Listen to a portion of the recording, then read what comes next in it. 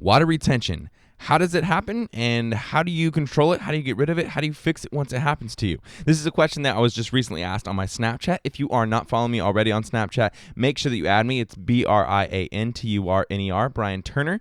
You can ask questions, all sorts of stuff. It really helps me get ideas for these types of videos. But I want to address the topic at hand. How does water retention happen? So first, I'm just going to list a bunch of reasons that water retention happens to me, the reason that I will hold water. If you hear athletes typing on Instagram a lot, I'm holding water today. I mean, honestly, it's a lot of mental aspect of being like, oh, I don't look as good, so I must be holding water. But also it's true, you hold water and your body will look a little less good because your muscles are then less defined. There's a subcutaneous layer of water between your muscle and your skin, and therefore you can't see the definition and you just feel like you look worse. Water retention occurs to me generally because I've had a high sodium diet that the day before or the couple days before. That's generally the biggest reason for me, and generally the biggest reason for anybody. But there are also a bunch of other reasons. So if I have a high sodium diet, and what I mean by that is, a regular intake would be somewhere around 2 to 3.5 grams of sodium per day, or 2,000 to 3,500 milligrams of sodium a day. But if I go over that, if I get 4 grams of sodium, or 5, or even 6 or 7 when I'm going higher, having lots of soy sauce, having lots of teriyaki sauce, barbecue sauces, all sorts of sauces and stuff, all sorts of broths, all sorts of seasonings, things like that, it adds up after a while, especially if you're eating microwave dinners or snacks or something like that. All has lots of salt. So if I have lots of salt, the next day I will immediately see a water bloat, and it'll probably stay for about 48 hours after that. I'll also see a water bloat when I intake high amounts of sugar. I'll also see a water bloat when I take high intakes of preservative type foods. So like for example, if I eat lots of chips, or if I eat lots of vegan jerky, things that are highly salted, highly processed, and then you can eat them within 12 months. That kind of stuff is all going to have lots of preservatives in it. All those things will bloat me out big time. Another thing that is kind of subjective to each person would be caffeine. A lot of people will take caffeine and then they'll bloat the day after, especially if they're not used to intaking caffeine. Creatine will bloat a lot of people, depending on the type of creatine, but also depending on whether or not you've had creatine recently, or if that's kind of a new introduction to your diet. Those things will all increase your water intake, and those are the things that are coming from what you're putting in your mouth, what you're ingesting.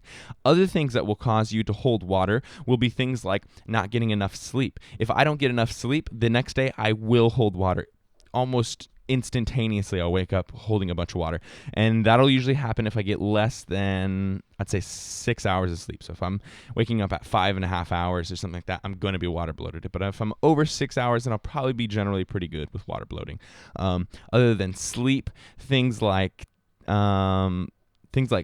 intaking less water than usual. If I intake less water, so if I usually aim for about 1.5 gallons to 2 gallons of water, but if I get half a gallon of water in a day or something, then my water bloat will go up big time, because my body is basically trying to hold on to water, because it's thinking that, I usually have this much, and then this day I just get none. So maybe we're dying. We're starving of water. We're dehydrated. So it tries to release hormones that will essentially make you hold on to water, like aldosterone and things like that. Other things that will increase my amount of water intake will be if I have diet things, fake sugars, basically. So if I have diet sodas, or if I have diet Slurpees, or diet candies of any sort, or reduced sugar things, 0-calorie syrups, those types of things. Anything where it's it's better than it should be. It has less calories than it should have. Anything like that will all make me hold water.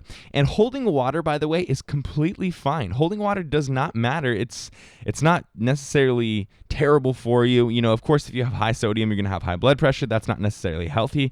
But actually just having water under your skin in between your muscles and just not looking as good that day, it doesn't actually change really anything for you. It doesn't mean you've added fat. It doesn't mean you have a lot of work to do to get rid of it. It just means that for that day, you're holding extra water. The bigger of a person you are, the more water that you can hold, because you have more surface area to hold water under. So if you're someone who's plus 200 pounds like me, I'm usually around 200 to 220 pounds, I can hold a lot of water. But somebody who's 110 pounds, they won't hold quite as much water. So I'll be able to put on anywhere between 5 and 15 pounds of water, depending on how crazy I've gone with all those factors that I was talking about earlier.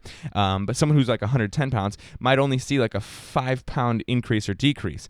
But then again, if you're bigger, you could see a larger increase or decrease. So just keep that in mind, and notice that if your weight goes drastically up overnight, that is not fat. It's physiologically impossible for you to add that much fat overnight. So take some solace in knowing that it's probably water weight.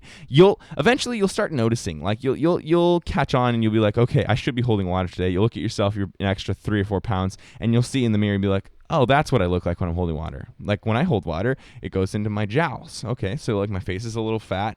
Sometimes people will, in their fingers, they can see it really well. Like I have bony fingers. When I'm holding water, they swell up. Especially people with smaller hands, they'll see their hands and feet swell up. There's like a lot of different factors, but you'll be able to kind of point it out, and that'll help you know when you're holding water and when you're not holding water. Now, what you can do about holding water is very simple. So a lot of people will try, if they're holding water, they'll try taking like tons of diuretics, or they'll try to go in the sauna and like sweat it all out, or whatever they're trying to do.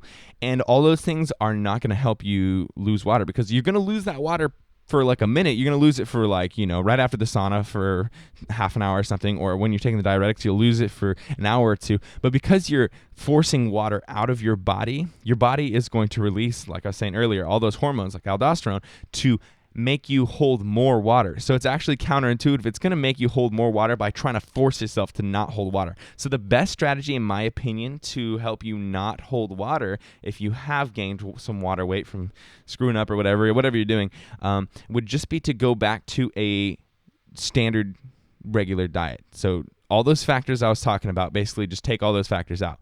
Don't do anything crazy. Don't cut your water drastically. Don't have, no grams of sodium at all.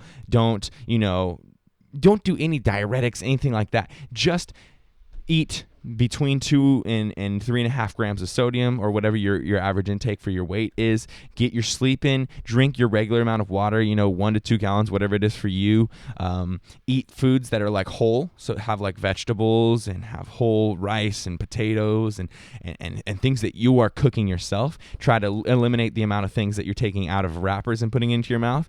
All that kind of stuff is going to play a role into helping you lose that water weight that you held. And regardless of what you do, after you come back to kind of a normal diet and lifestyle and stuff, the water will go away after, I'd say, at most 72 hours, at absolute most, depending on how much you like forced water into your body.